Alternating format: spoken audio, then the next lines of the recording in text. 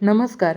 सध्या पितृपक्ष सुरू आहे. तर आपल्यापैकी काही लोकांना पितृदोष असेल तर त्याचं कारण काय आहे पितृदोष असण्याचं व त्याच्यावरती उपाय काय आहेत ते आजच्या या व्हिडिओमध्ये आपण पाहणार आहोत. चॅनेलवरती जर नवीन असाल तर चॅनेलला लाईक आणि सबस्क्राईब करा आणि तुमच्या मित्रमैत्रिणींना सुद्धा हा व्हिडिओ नक्की शेअर करा. चला तर व्हिडिओला सुरुवात करूया. पितृदोष हा देवकोपाइतकाच दृढ समजला जातो. देव कोपला तर दुष्काळ पडेल, पण पित्र कोपले तर घरात दुष्काळ पडेल. आजारपण येणं, विनाकारण चिडचिड करणं, जेवताना भांडणं आणि अन्न खाऊ न देणं असे त्रास होतात बघा. मध्ये मध्ये आपल्या घरामध्ये असे त्रास दिसून येतात. तर एखादा भ्रमिष्ट होतो मूल किंवा एखाद्याला मूल होत नाही. प्रखर पितृदोष असल्यास अपंग मुलंसुद्धा जन्माला येतात. मुलं नीट वागत नाहीत, आईवडिलांचं ऐकत नाहीत इत्यादी त्रासही अनेक प्रकारचे होत असतात. त्यामुळं प्रत्येकानं न चुकता वर्षातून एकदा पितरांच्या नावानं श्राद्ध करावं. या काळात पूर्वजांचं स्मरण करून त्यांची पूजा करावी, त्यांच्यासाठी श्राद्ध करावं. तसंच पितृपक्षाच्या काळामध्ये सर्व पूर्वज पृथ्वीवर राहतात आणि त्यांची मुलं त्यांच्यासाठी श्राद्ध, नैवेद्य किंवा पिंडदान इत्यादी करतील अशी त्यांची अपेक्षा असते. यापैकी काही केल्यानं ते तृप्त होतात आणि आशीर्वाद देऊन परत जातात. आता जे लोक आपल्या पूर्वजांना संतुष्ट करत नाहीत त्यांना शाप मिळतो असं सुद्धा मानलं जातं, ज्यामुळे त्यांच्या जीवनामध्ये अनेक प्रकारच्या समस्या निर्माण होत असतात आणि त्यामुळं श्राद्ध घालणं आवश्यक असतं. आणि श्राद्ध करायला जर जमत नसेल तर नदीच्या पाण्यातही तुम्ही भात सोडू शकता किंवा घरातच जेवणापूर्वी अन्नाचा घास ठेवून नम्रपणे हात जोडून प्रार्थना करू शकता आणि मागील 2 पिढ्यांचेही स्मरण तुम्ही यावेळी ठेवायचं. पितृवर्ग ज्या लोकात राहतात त्यांचं स्मरण आपल्याला ठेवायचं आहे. त्याला पितरांचं जग किंवा पितृलोक असं म्हणतात बघा. ते नेहमी मुक्तीची वाट पाहत असतात, तेव्हा आवरत असतात. तसंच ते आपल्या पुढच्या पिढीचे यश अपयश पाहत असतात. त्यांचं स्मरण ठेवून श्रद्धेनुसार अन्नदान करायचं असतं त्यांचं. यामुळे काय होतं तर त्यांचं कल्याण होतं. त्यांना मुक्तीची वाट पाहत असतात, तेव्हा ते आपल्या आसपास वावरत असतात. आई आजी पणजी यांच्यासाठी वृद्ध स्त्रीला अन्न आणि साडी चोळी दान करणं, तसंच गाईला घास देणं या पितृपक्षामध्ये खूप महत्त्वाचं असतं. यामुळे आपला प्रखर पितृदोष कमी व्हायला मदत होते. काही पूर्वजांनी कोणाला तरी दुखावलं असेल, त्यांचं घर मालमत्ता पैसे हडप केले असतील किंवा स्त्रियांवर अत्याचार केले असतील, एखाद्यानं फसवणूक केली असेल, त्या अन्नाला महाग करणं एखाद्याला किंवा एखाद्याच्या आजीला अन्न पाणी आणि औषधांपासून तडफडून मरण येणं अशा प्रकारचे त्रास दिलेले असतात. ते सर्व पुढील काळामध्ये जन्म झालेल्या पिढीपर्यंत त्रास आणि भोग या स्वरूपात येत असतात. घराण्यात एखादा व्यक्ती पाण्यात बुडून मेला किंवा एखाद्याला पूर्वजांनी कोणाला तरी दुखावलं असतं, त्यामुळं आत्महत्या केलेली असते. एखाद्याची फाशी, हत्या किंवा अपघात झाला असेल, अंशाच्या घरात एक पिढी सोडून पुढच्या पिढीला भयंकर कष्ट सोसावे लागतात बघा अशा घरामध्ये. हे सर्व पितृदोष आहेत. ते कर्म बनून आपल्या आडवे येत राहतात. आपल्या प्रगतीला खीळ बसतो यामुळं.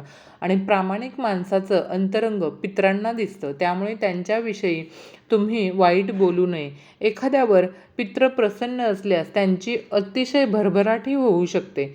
जन्मपत्रिकेतील पितृदोषाची लक्षणं काय आहेत ते पाहूया.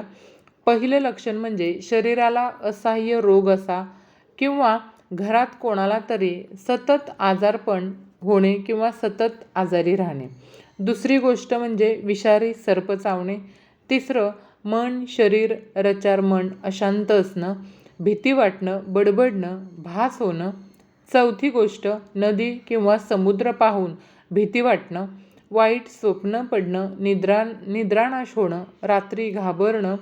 6वं पूजापाठ दानधर्म कुलधर्म कुलाकार्य यात अडथळा येणं. 7वा कामात मन न लागणं, अस्वस्थ वाटणं. तसंच 8वा घराला पाणीपुरवठा न्यून होणं, घरात शुभकार्य न ठरणं किंवा लग्नकार्यामध्ये सतत अडथळे येत राहणं. 11 वारसा हक्क जाणे, लोकांची भांडणे आणि वादविवाद होणे. तसंच कोर्ट कचेरीचा त्रास चालू होणे, परिवारातील एखाद्या व्यक्तीला अचानक भूतबाधा प्रेताचा त्रास याचा अनुभव येणे. पुढचा, नोकरीत किंवा व्यवसायात स्थिरता न राहता वारंवार पालट होणे, कर्ज होणे, पैसे पुरे न पडणे, घरामध्ये धनधान्य संपून जाणे, कुटुंबाच्या पोषणाची काळजी वाटणं यासारखे पितृदोषाची लक्षणं. जर यापैकी एकही लक्षण तुम्हाला असेल तर हे पितृदोष आहे हे तुम्ही ओळखायचं आहे. आता याच्यावरती उपाय काय करायचा आहे बघा. उपाय मी तुम्हाला सांगते. पितृपक्षात सर्वप्रथम आपल्या पूर्वजांचं आपण स्मरण करावं. जर तुम्ही पितृपक्षामध्ये तुमच्या पूर्वजांना तर्पण, पिंडदान वगैरे अर्पण केलं तर तुम्हाला या पक्षामध्ये ब्रह्मचर्य नियमांचं सुद्धा पालन करायचं आहे आणि या पितृपक्षामध्ये तुम्हाला श्राद्धविधीसुद्धा नक्कीच करायचा आहे. पुढचा उपाय तो म्हणजे पितरांना पिंडदान करताना काळे तीळ, फुले, दूध, कुश गवत पाण्यात मिसळून त्यांना अर्पण करायचं. कुश वापरल्यानं पित्र लवकर तृप्त होतात, म्हणून असं गवत आपण या पितृपक्षाच्या काळामध्ये पितरांना अर्पण करायचं आहे. पितृपक्षामध्ये दररोज स्नानाच्या वेळी पूर्वजांना जल अर्पण करायचं. यामुळे त्यांचा आत्मा तृप्त होतो आणि ते आपल्याला आशीर्वाद देतात. पुढची गोष्ट ती म्हणजे धार्मिक मान्यतेनुसार पितृपक्षाच्या सर्व दिवशी पितरांसाठी आपण अन्न ठेवायचं. मग ते अन्न गाय, कावळा, कुत्रा इत्यादींना तुम्ही देऊ शकता. असं मानलं जातं की त्यांच्याद्वारे हे अन्न पूर्वजांपर्यंत पोचलं जातं.